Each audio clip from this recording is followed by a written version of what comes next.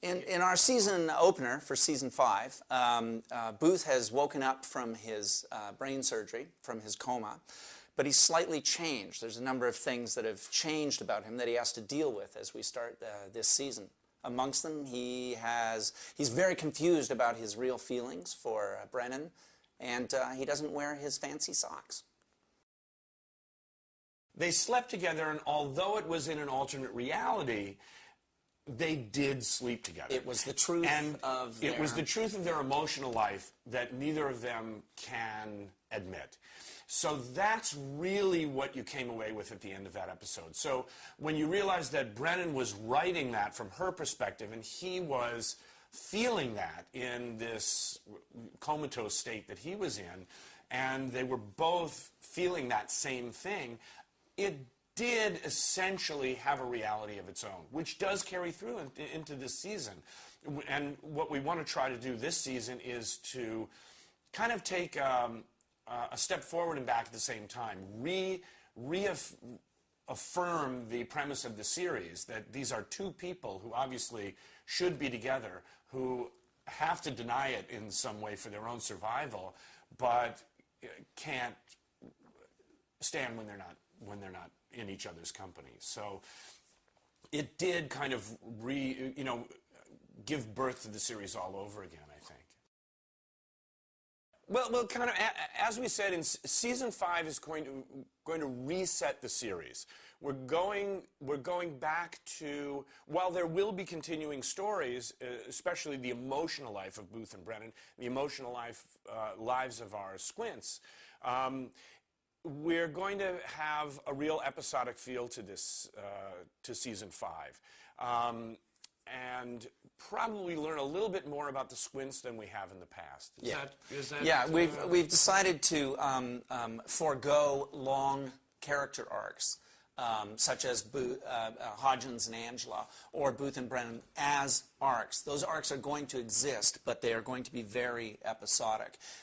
And the result is that we'll be able to do one more story per episode that is set amongst the squints, so that we can look into their characters a bit more. Also this year we want to go a bit more into Booth's family.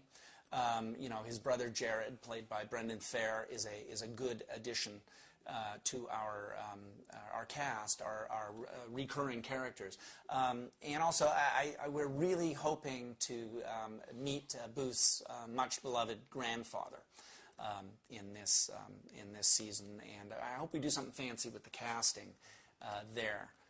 And then we also have a few hanging chads in Brennan's personal life as well, that we just want to go to that stuff and watch them, the two of them, deal with that together. The title of the season premiere is The Harbingers in the Fountain.